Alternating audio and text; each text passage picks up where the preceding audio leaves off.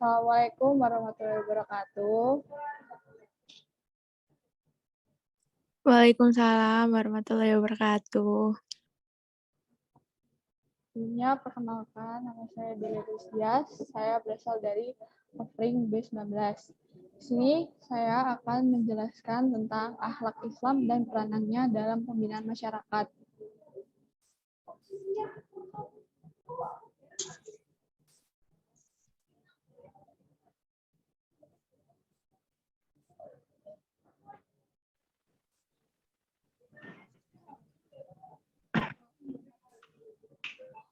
Udah kelihatan belum? Udah.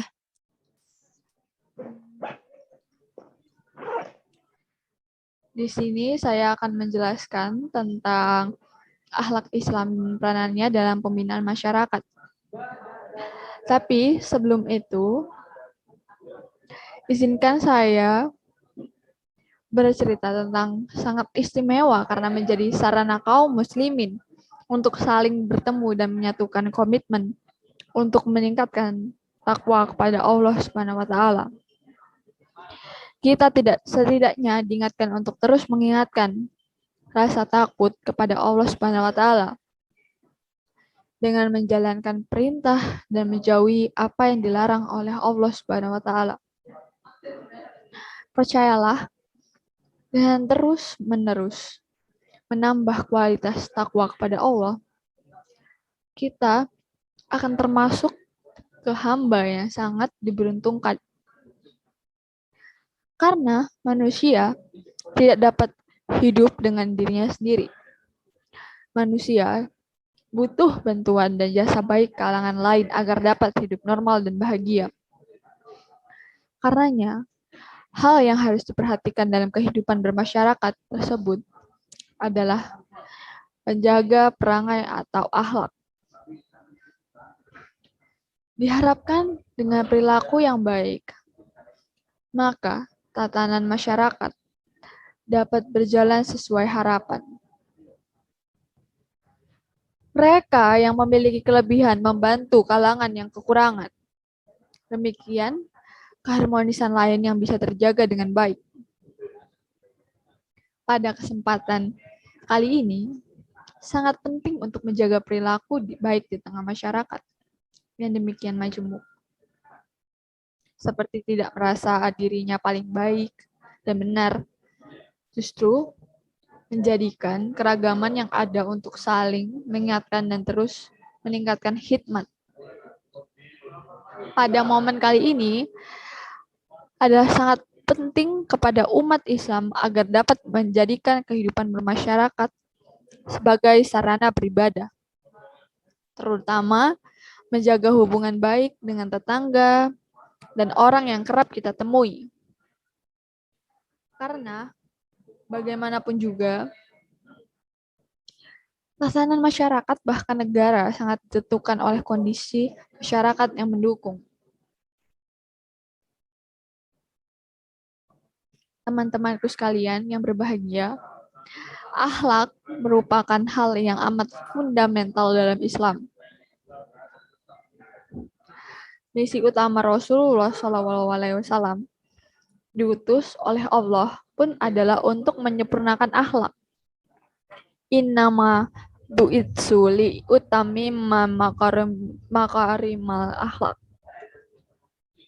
Akhlak setidaknya terbagi menjadi 3, yaitu yang pertama adalah akhlak manusia kepada Allah, kedua akhlak individu manusia kepada masyarakat dan alam, dan akhlak manusia kepada dirinya sendiri. Kemuliaan orang ditentukan oleh kemuliaan akhlaknya. Sebuah sistem juga akan berjalan dengan baik apabila diisi oleh orang-orang yang memiliki akhlak yang baik, seperti jabatan, status sosial, kekayaan, popularitas, tidak menjamin sang pemilik lantas terhormat bila ia misalnya gemar merendahkan orang lain, ataupun seperti korupsi, menyakiti, berbuat sewenang-wenang, dan lain-lain. Demikian pula secanggih apapun sistem yang dibangun, tak ada apa-apanya jika orang di dalamnya hanya pandai memanipulasi, tak bertanggung jawab, dan sejenisnya.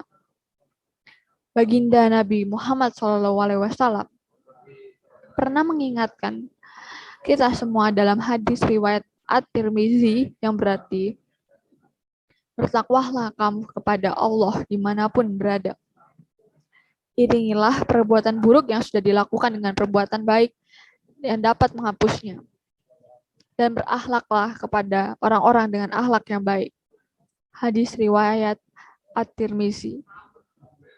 Hadis ini menerangkan tentang kewajiban seseorang untuk mempedulikan etika sosial. Nabi menyampaikan pesan tersebut setelah berseru agar manusia bertakwa kepada Allah dimanapun berada.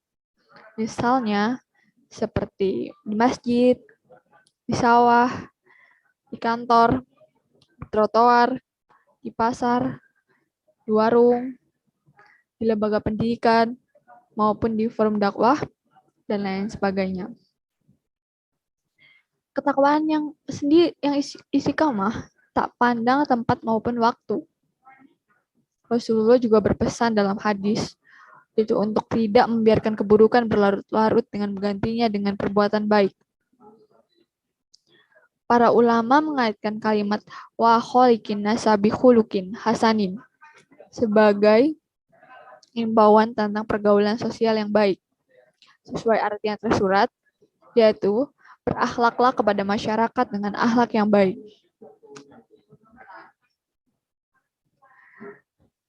Perintah Nabi tersebut sekaligus menandakan bahwa manusia sesungguhnya berpotensial berbuat buruk kepada sesamanya. Karena memang sejatinya manusia punya dua kecenderungan akhlak. Yang pertama yaitu akhlak mahmudah atau akhlak yang terpuji. Dan yang kedua adalah akhlak mazmumah, yaitu akhlak yang tercela. Manusia berlaku tercela ketika nafsu lebih menguasai daripada hati nuraninya, seperti egoisme. Egoisme sendiri yang berarti kepentingan untuk memuaskan diri sendiri, atau golongan seringkali membuat kita lupa diri kepada hak-hak orang lain, seperti meremehkan orang lain, memajukan orang lain, bahkan menzolimi orang lain. Lalu, bagaimana akhlak yang baik kepada masyarakat sebagaimana diperintahkan Rasulullah? Teman-temanku yang dirahmati oleh Allah SWT, seperti apa yang dikatakan oleh Al-Imam Al-Ghazali dalam kitab Ayyuhal Walad, mengatakan sebuah percakapan yang berarti husnul khuluq, atau yang bisa disebut berakhlak yang baik kepada masyarakat adalah engkau tidak menuntut mereka sesuai kehendakmu. Namun, hendaknya engkau menyesuaikan dirimu sesuai kehendak mereka selama tidak bertentangan dengan syariat. Inti dari definisi husnul khuluq menurut Imam Al-Ghazali, ini adalah penghargaan yang tinggi seseorang kepada kehendak masyarakat selama kehendakan itu tidak bertentangan dengan syariat Islam. Tidak selalu tentang pemahaman, kebiasaan, dan kebudayaan kita sejalan dengan pemahaman, kebiasaan, dan kebudayaan orang lain. Disinilah pentingnya seseorang mengorbankan egoisme diri untuk kehidupan harmonis di masyarakat.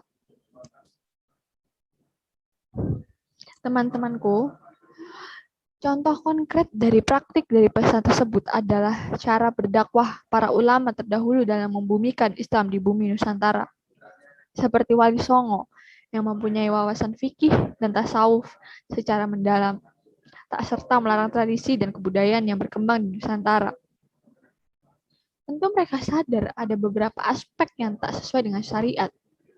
Tapi, dengan bijaksananya mereka tetap menghormati nilai-nilai lokal, mengikutinya, lalu mengisinya dengan nilai-nilai Islam yang bertahap. Mereka merupakan ulama-ulama yang menjunjung tinggi prinsip memanusiakan manusia, menghargai proses, rendah hati, dan bergaul sesama masyarakat dengan sudut kasih sayang. Padahal dengan kapasitas, status sosial, bahkan kekuasaan yang dimiliki, mereka waktu itu bisa saja memaksa penduduk pribumi untuk memeluk ajaran Islam dan meninggalkan seluruh tradisi dan adat istiadat lokal. Tetapi itu tidak dilakukan karena memang menyalahi ketentuan waholikin nasabi hulukin hasanin. Teman-temanku sekalian, senada dengan Imam Al-Ghazali, salah seorang ulama Nusantara, Syekh Nawawi Al-Bantani mengartikan berakhlak kepada masyarakat sebagai berakhlak yang baik adalah mengikuti konsensus atau tradisi dalam segala hal selama bukan kemaksiatan. Pengertian ini berangkat dari kecerdasan para ulama kita yang bahwa masyarakat punya kebudayaan atau tradisi yang berbeda. Ini bukti bahwa Islam mampu membumi meski dengan wajah yang beragam. Seperti tradisi halal bihalal, misalnya adalah contoh menyatunya nilai-nilai Islam dengan budaya di masyarakat, seperti nilai persaudaraan, dan saling memaafkan dalam Islam bersatu dengan keguyupan, dan tradisi kumpul-kumpul orang Nusantara. Itulah mengapa halal bihalal tak lazim di Timur Tengah atau belahan dunia lain, karena memang terkait dari kebudayaan khas Nusantara sendiri. Tetapi tidak ada yang berubah dari Islam, terutama yang berkenan dengan ibadah mahdah. Hanya saja praktiknya yang bersinggungan dengan tradisi masyarakat bisa berbeda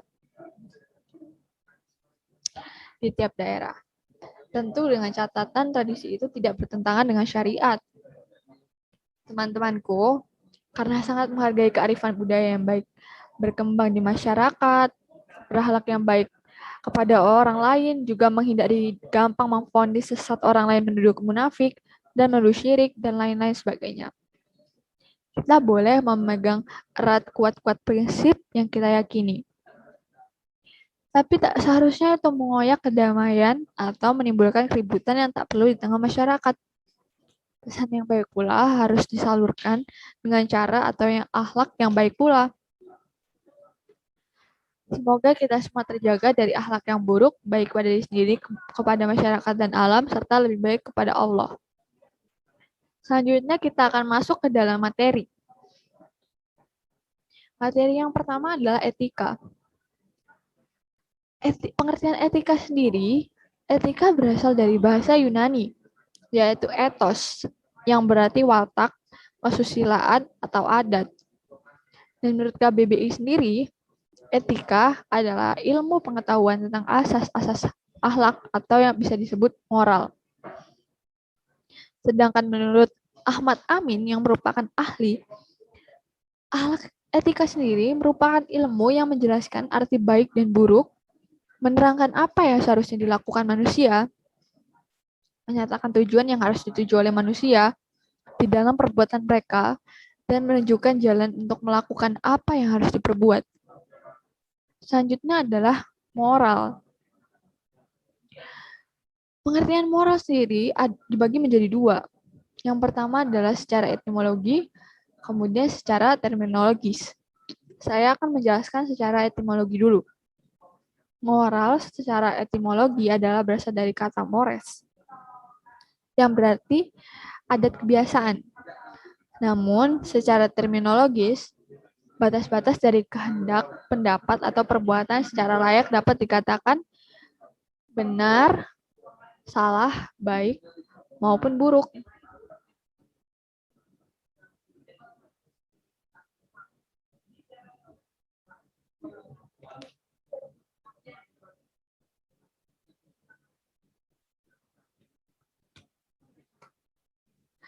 Kemudian selanjutnya adalah apa sih persamaan dan perbedaan moral dan etika?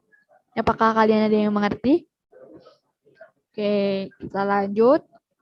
Persamaan moral dan etika yaitu terletak pada objeknya. membahas baik dan buruk perbuatan manusia, sedangkan perbedaannya yaitu etika menggunakan standar rasio, sedangkan moral adalah norma yang tumbuh di masyarakat. Selanjutnya yang kita bahas adalah tentang akhlak. Akhlak sendiri berasal dari bahasa Arab yaitu al-khuluq yang berarti gambaran, batin, perangai, kebiasaan, tabiat, atau karakter. Seperti apa yang dijelaskan oleh Allah berfirman dalam Al-Qalam ayat 4. Perbedaan aspek akhlak, etika, dan moral secara sumber yaitu akhlak bersumber Al-Quran dan hadis, sedangkan etika dan moral bersumber dari hasil pemikiran manusia. Sedangkan objek berakhlak akhlak berobjek benar dan salah, hak dan batil, ma'ruf dan mungkar. Sedangkan etika dan moral berobjek pada baik dan buruknya. Namun, akhlak berlaku umum dan universal, sedangkan etika dan moral terikat oleh waktu dan tempat. Selanjutnya adalah penyebab pentingnya akhlak. Apakah kalian tahu penyebab pentingnya akhlak itu apa? Ya, Islam telah menjadikan akhlak sebagai alasan kepada agama Islam diturunkan. Akhlak yang baik merupakan amalan yang utama dapat memberatkan neraca amal baik di akhirat kelak. Nah, dalam ajaran Islam dinyatakan bahwa mereka yang berjaya memenangi kasih sayang Rasulullah dan mendapat suatu kedudukan yang hampir dengan Rasulullah pada hari akhirat ialah yang lebih baik akhlaknya. Selanjutnya adalah kedudukan dan ruang lingkup akhlak. Pertama, kedudukan Islam.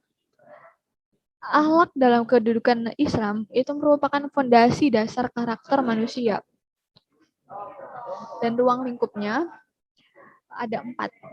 Yang pertama adalah akhlak kepada Allah Subhanahu wa taala. Sedangkan yang kedua adalah akhlak kepada Rasulullah. Dan yang ketiga adalah akhlak kepada sesama manusia. Dan yang keempat adalah akhlak terhadap lingkungan. Contoh-contohnya yaitu seperti akhlak pada Allah Subhanahu wa taala. Contohnya yaitu menaati perintah Allah dan menjauhi larangannya. Saat kepada Rasulullah, menempatkan Rasul sebagai manusia pilihan Allah. Sedangkan contoh kepada sesama manusia, yaitu berbakti kepada orang tua. Dan contoh akhlak terhadap lingkungan, yaitu berpegang pada prinsip ihsan. Yang kemudian adalah proses dan cara pembentukan akhlak. Sini ada 3 ya. Yang pertama pembiasaan, keteladanan, dan refleksi diri. Namun saya akan menjelaskan dari pembiasaan dulu. Pembiasaan dengan cara melatih jiwa dengan tingkah laku yang baik. Sedangkan keteladanan dengan belajar melalui peniruan terhadap kebiasaan dan tingkah laku orang sekitar. Sedangkan refleksi diri merenungkan segala tindakan baik maupun buruk. Kemudian yang terakhir adalah aktualisasi akhlak dalam kehidupan. Ada 4. Yang pertama adalah menutup aurat. Yang kedua menjauhi pergaulan bebas. Yang ketiga menolak pornografi dan pornoaksi. Yang keempat menghindari penyalahgunaan narkoba. Sekian yang saya bisa jelaskan dari materi-materi tersebut.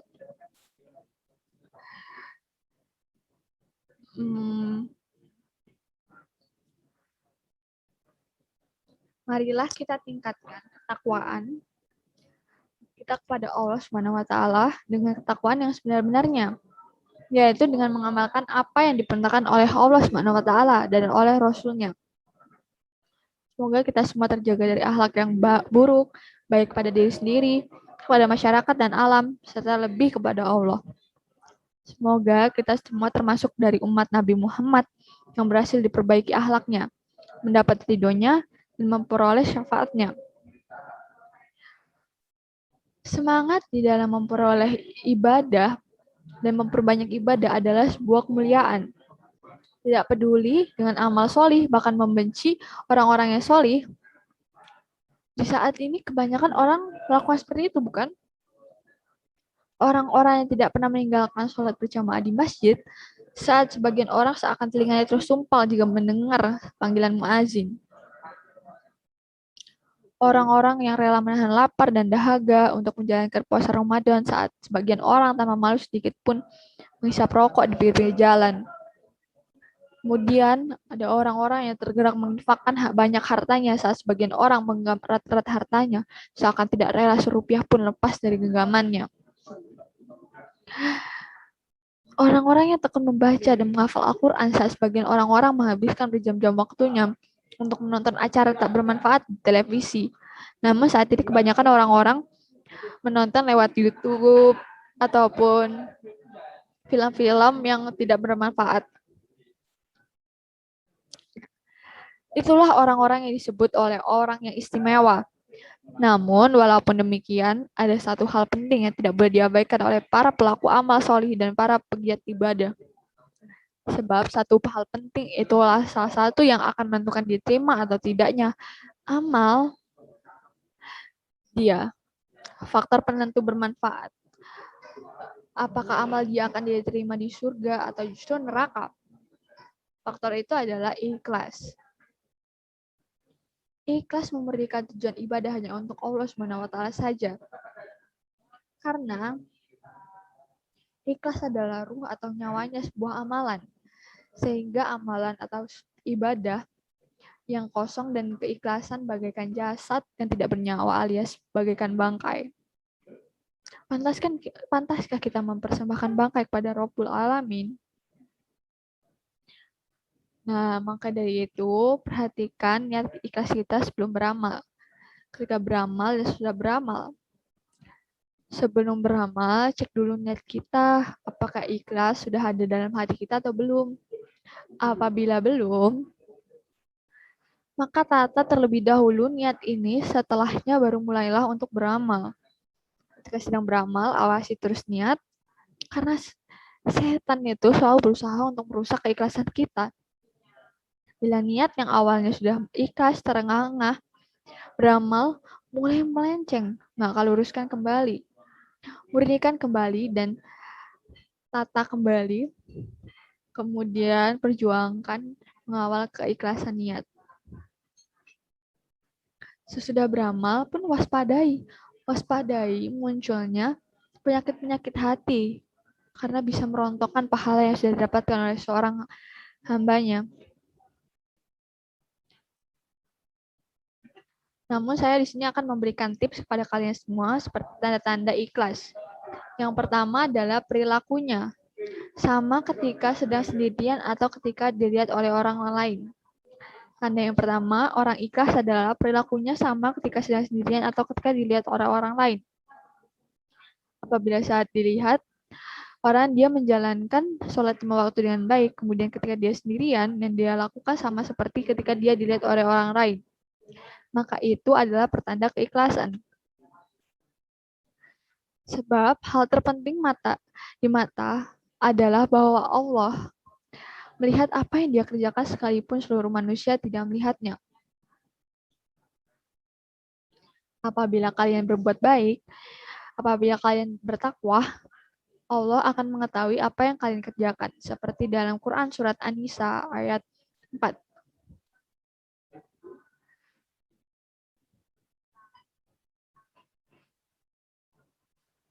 Yang kedua adalah apabila dia dipuji atau dicela, dia tetap beramal. Kemudian, seseorang yang beramal solih, ternyata tidak ada satu orang pun yang memujinya. Lalu itu yang mengakibatkan dia berhenti untuk beramal solih. Ini tandanya niat dia belum ikhlas.